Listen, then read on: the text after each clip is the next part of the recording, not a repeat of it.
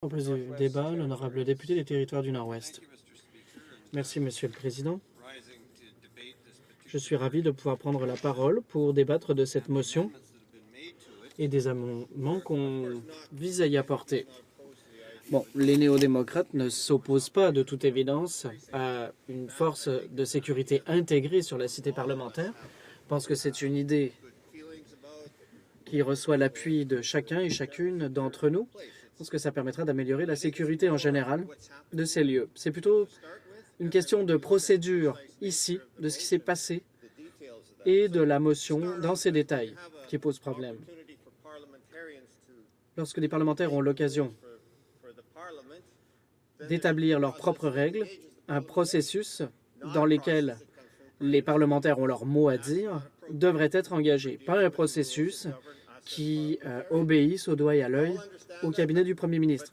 C'est quelque chose qu'on comprend tous très bien, mais les conservateurs semblent embrasser cette idée, l'idée selon laquelle un parti décide de faire ce qu'il veut. Alors, ce que nous avons, ce dont nous sommes saisis, c'est une motion qui exhorte le président d'inviter sans délai la GRC. Alors, une fois que cette motion sera adoptée, tout ce que le président a, c'est des ordres. Il devra inviter sans délai, sans discussion, la GRC à organiser la sécurité, à diriger les activités de sécurité au Parlement. C'est ce que veut cette motion. Tout ce qui l'entoure, ce sont des éléments qui pourraient ou non entrer en jeu. Mais ça, c'est sûr que ça va avoir lieu, avec toute certitude. Alors, c'est ce dont nous discutons aujourd'hui. Lorsqu'on parle de privilèges de la Chambre, de s'assurer à ce que le personnel conserve son emploi,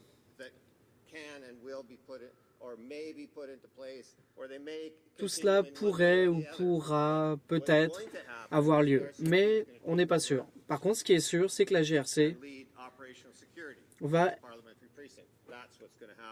exercer le contrôle des services de sécurité sur la colline. Et les événements d'octobre, qu'en est-il?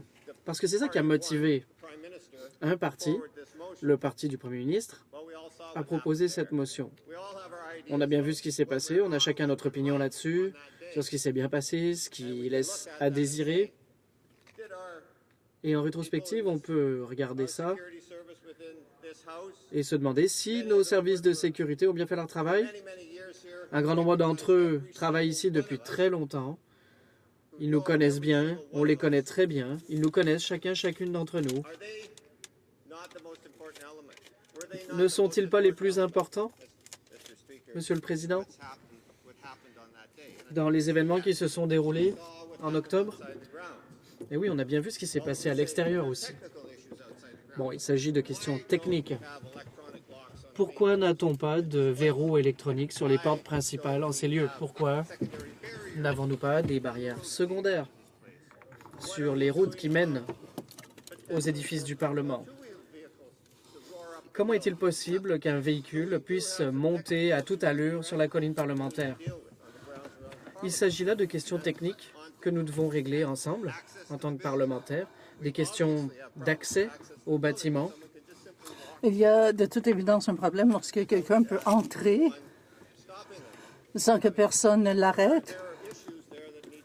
Donc, il y a là des problèmes à régler, mais il ne faut pas pour autant modifier le fonctionnement du Parlement, la façon de s'occuper des parlementaires. C'est des questions qui devraient être examinées par des experts en sécurité qui vont s'assurer que les procédures à l'extérieur et à l'intérieur sont suffisantes pour nous protéger, tout en respectant la nature du Parlement. Nous n'avons pas besoin de modifier la relation pour cela. Ça, ce n'est pas nécessaire.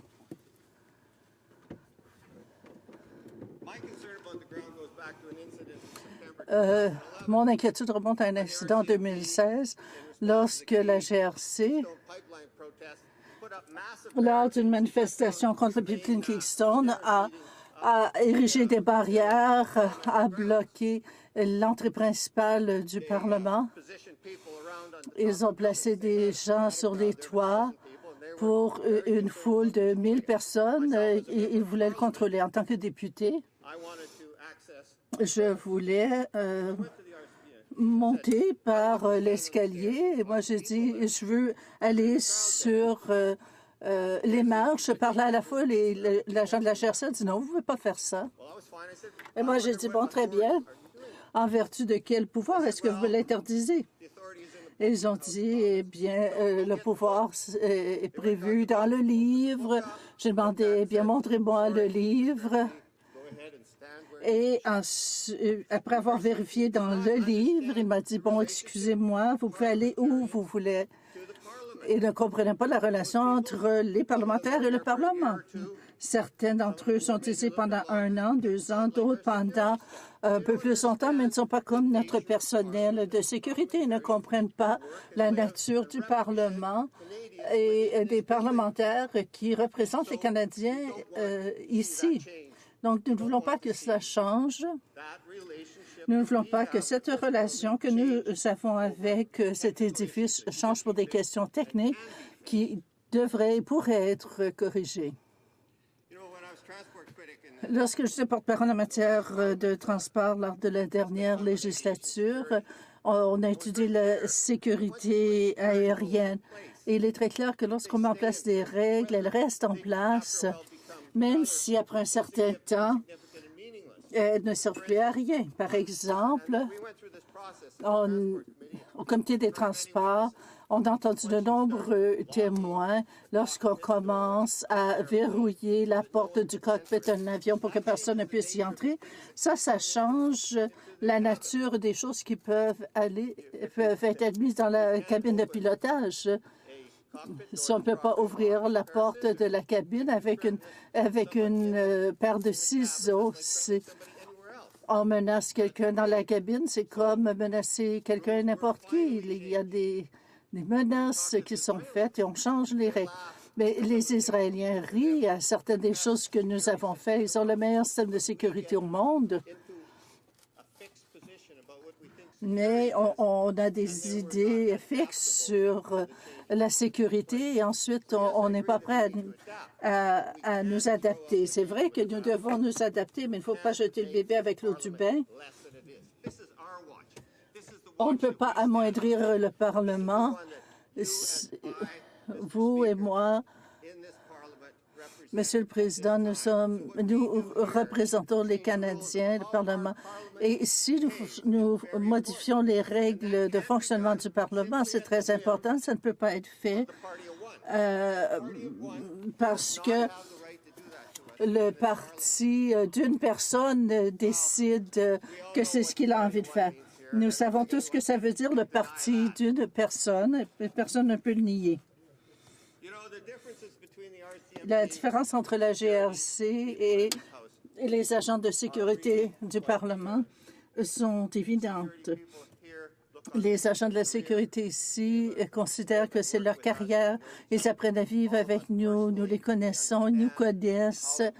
Ils savent comment ça fonctionne lorsque nous sommes ici ou ailleurs. La GRC,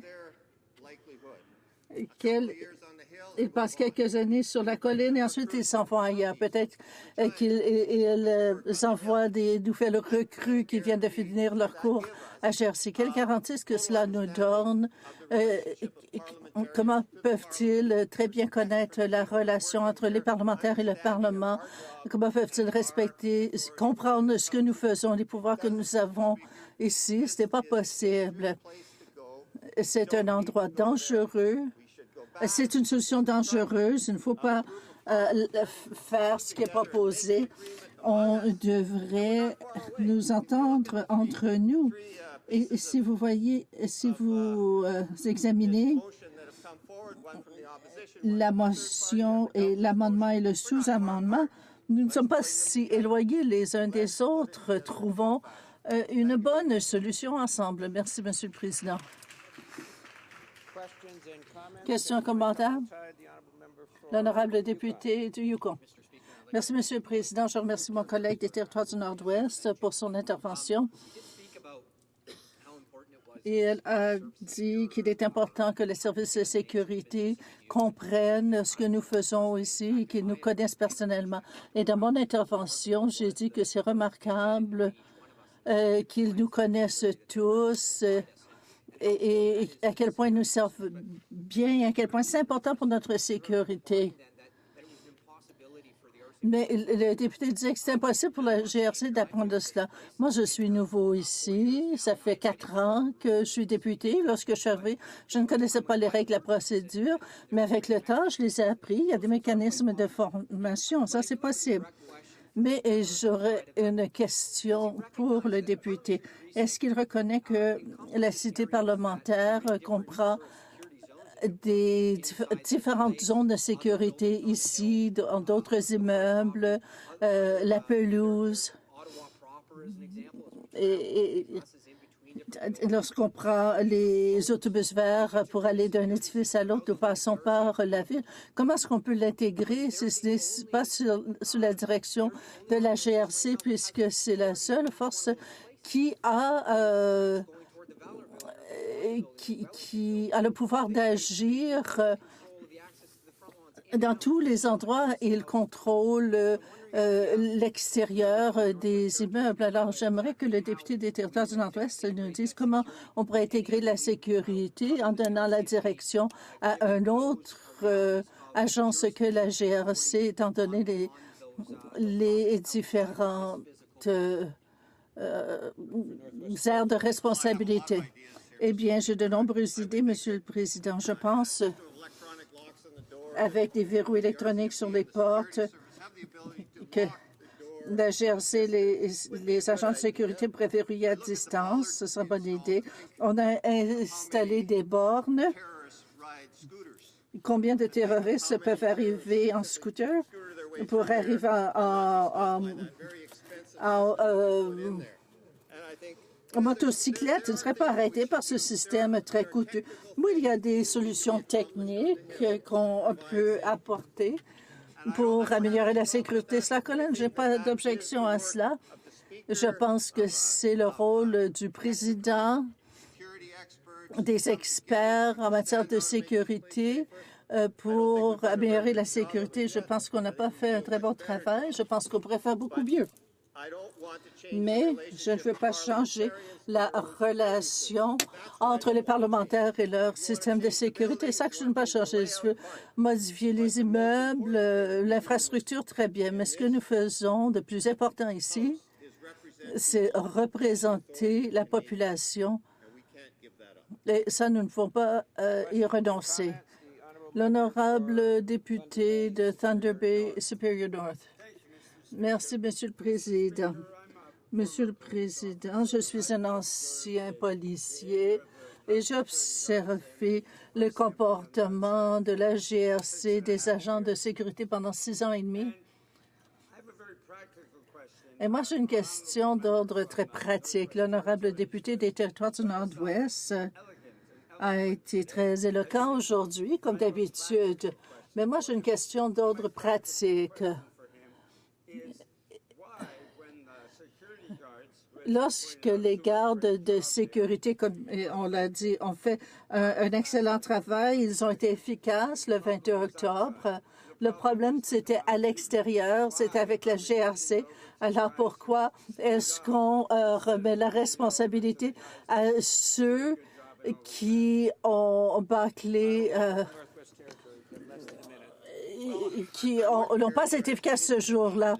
Eh bien, je ne dirais pas que je ne veux pas blâmer qui que ce soit. Le problème, c'était le système. Je pense que c'est clair. Je pense qu'il y a des